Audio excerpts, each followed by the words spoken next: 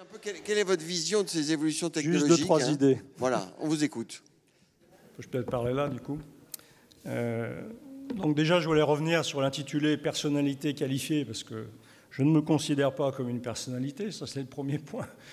Quant à la qualification, elle n'est pas dans le domaine numérique, je vous rassure tout de suite. Si j'en ai une, peut-être, et qui vaut ma présence aujourd'hui, c'est peut-être d'avoir su accompagner certains projets de santé, alors dans lesquels, effectivement, il y avait une dimension forte, système d'information de santé, et aussi peut-être dans ma capacité à établir une relation de confiance, puisqu'il en a été question fortement dans le débat précédent, avec les professionnels de santé, notamment libéraux, mais pas seulement, et également avec les usagers ou leurs représentants, pour élaborer ces projets avec eux, car il me semblait qu'en ne le faisant pas, on risquait fort, et malheureusement beaucoup d'expériences le montrent, on risquait fort de fabriquer des systèmes, des outils qui n'allaient pas correspondre aux attentes de ces usagers et de ces professionnels, et qui donc allaient correspondre à des investissements en pure perte.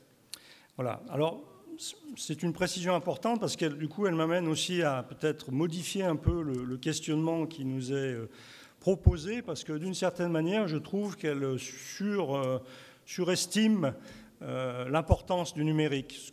C'est peut-être l'idée principale, moi, que je voudrais développer là, notamment peut-être un peu en contrepoint de certains autres exposés, par rapport à la question qui est posée sur l'impact sur le colloque singulier.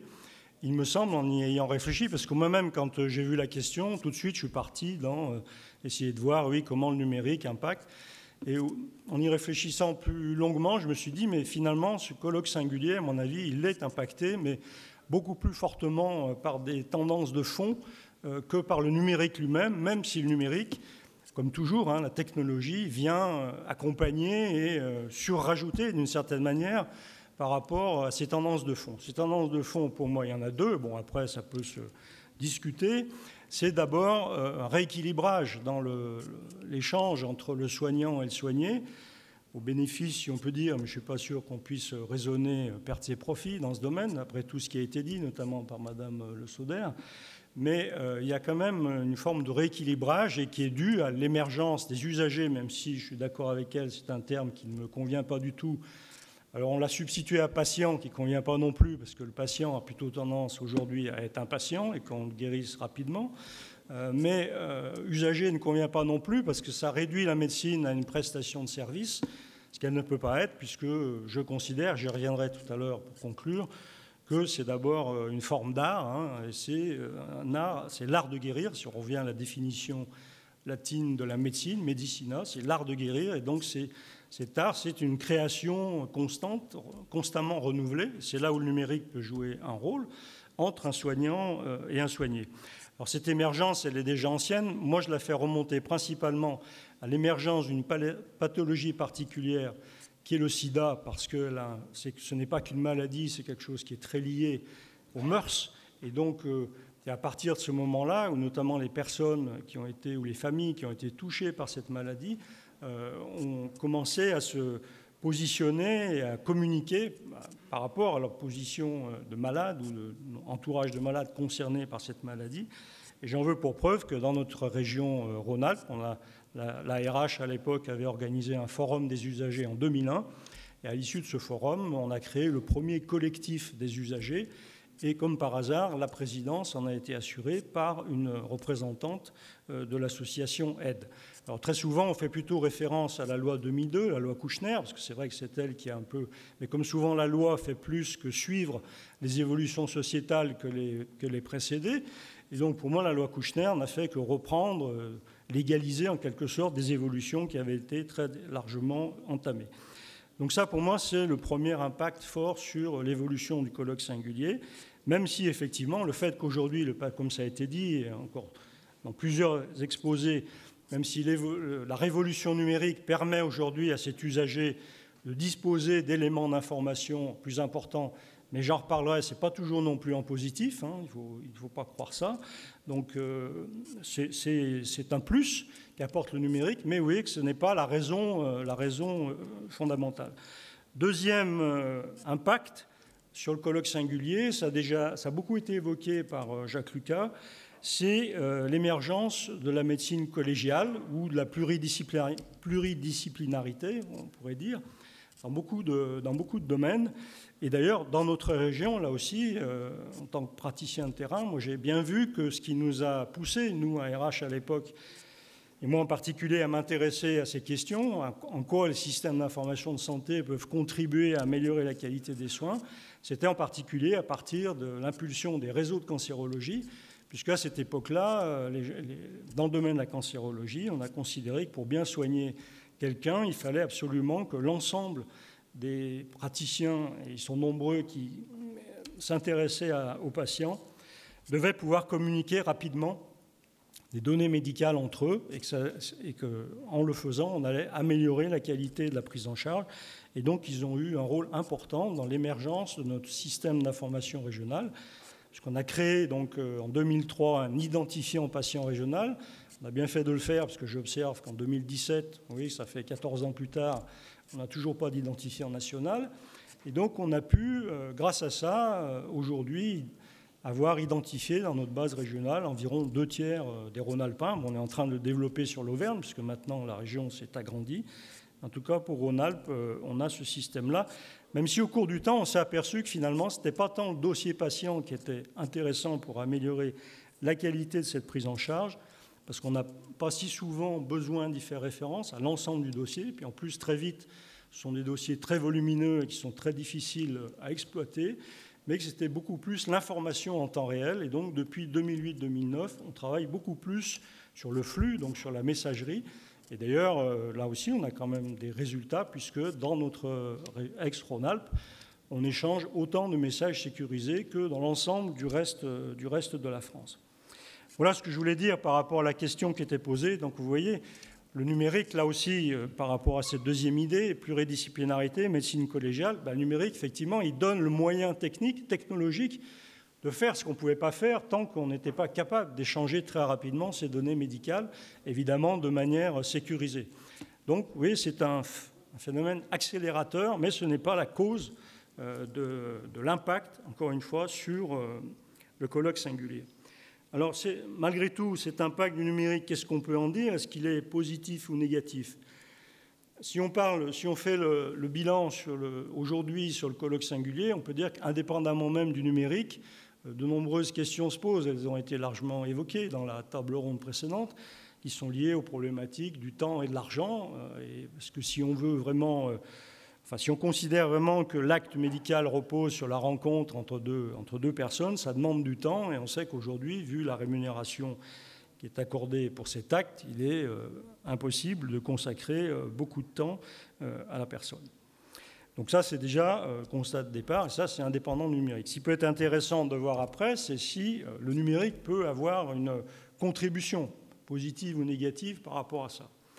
Comme je l'ai dit, elle n'est pas toujours positive. D'une certaine manière, les sites Internet, le développement, nous, en agence, on est constamment confrontés à des demandes de projets nouveaux pour créer des consultations sur Internet, par téléphone, et ainsi de suite. Donc tout ça, d'une certaine manière, peut générer encore plus, je dirais, de non-médecine, entre guillemets, au sens où on est toujours dans la production d'actes. On peut même, sur Internet, aujourd'hui, dans le monde, s'adressant à l'autre bout du monde, faire réaliser un certain nombre d'actes, d'examens très, très poussés, dont la qualité, en plus, n'est pas forcément bien garantie. Le nombre de sites médicaux a proliféré de manière considérable, et la plupart de ces sites ne sont pas de très bonne qualité. En plus, ils sont très mal contrôlés. Et donc, il y a énormément d'informations qui circulent, qui peuvent être beaucoup plus négatives que positives, en tout cas ne pas contribuer à la bonne information du patient. Alors, certains poussent plus loin les choses, et on retombe sur l'exposé juste précédent en parlant d'ubérisation de la médecine. Effectivement, c'est une question qui peut raisonnablement se poser et à laquelle moi je ne crois pas trop, parce que je pense, comme ça a été dit juste avant, comme ça a été dit par Madame Le Sauder, et comme je l'ai dit déjà précédemment, que la médecine est avant tout une forme de création artistique, au sens où c'est une rencontre entre des gens qui est constamment renouvelée. Et de ce point de vue-là, je pense que les outils, quels qu'ils soient, n'arriveront pas à se substituer, puisque la rencontre suppose la présence simultanée des deux êtres. Ça ne veut pas dire pour autant que le numérique ne peut pas apporter sa contribution par rapport à l'évolution positive de ce colloque singulier, à condition de ne pas en faire une espèce de recette magique qui résoudrait tous nos problèmes. Je le dis en particulier pour la télémédecine, qui, à mon sens, peut être une solution de substitution intéressante, mais qui ne doit en aucun cas devenir une solution de remplacement à un acte, j'allais dire, véritable. Non pas que ce ne soit pas un véritable acte, enfin, en tout cas, le jour où il sera remboursé, on pourra considérer que c'est un véritable acte, mais qui ne peut pas être comparé, à mon sens, à un acte réalisé en présence des deux personnes. Les conditions que je mettrais pour que le numérique soit contributif, et ça rejoint très largement ce qui a été dit dans le premier débat, et ça rejoint aussi ce que j'ai dit au tout début, il faut que ces projets soient impérativement conduits et portés par les acteurs impliqués eux-mêmes, donc toujours le même couple, patient, j'emploie encore patient, excuse, patient, soignant.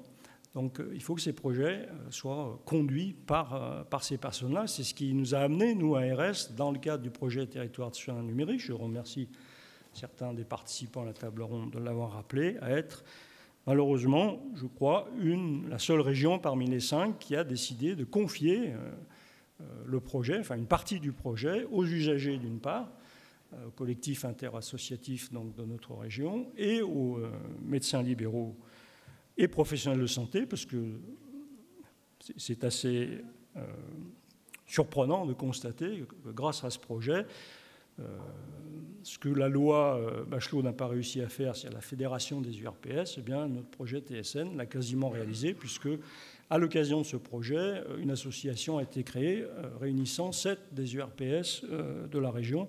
Je crois beaucoup plus à ces regroupements autour de projets qu'à des multiples institutions concoctées par la loi et imposées d'en haut. Voilà. Donc ça, c'est la première condition. Il faut que ces projets soient vraiment conduits et portés par les acteurs eux-mêmes, donc les professionnels de santé et les usagers. Évidemment, ils ne vont pas le faire tout seuls. Donc c'est là où l'État a une responsabilité importante, et l'assurance maladie en tant que payeur, parce qu'une des principales difficultés auxquelles on a été confronté, et on l'est constamment, c'est celle de l'interopérabilité. Aujourd'hui, les systèmes d'information de santé sont extrêmement explosés, on pourrait dire dispersés, que ce soit à l'hôpital ou en ville, encore plus en ville qu'à l'hôpital. Et évidemment, chaque éditeur ne s'intéresse qu'aux projets qui vont lui permettre de vendre plus de machines ou de logiciels. Donc l'interopérabilité, en plus à l'échelle d'une seule région, souvent n'a pas beaucoup tendance à les motiver et à les intéresser.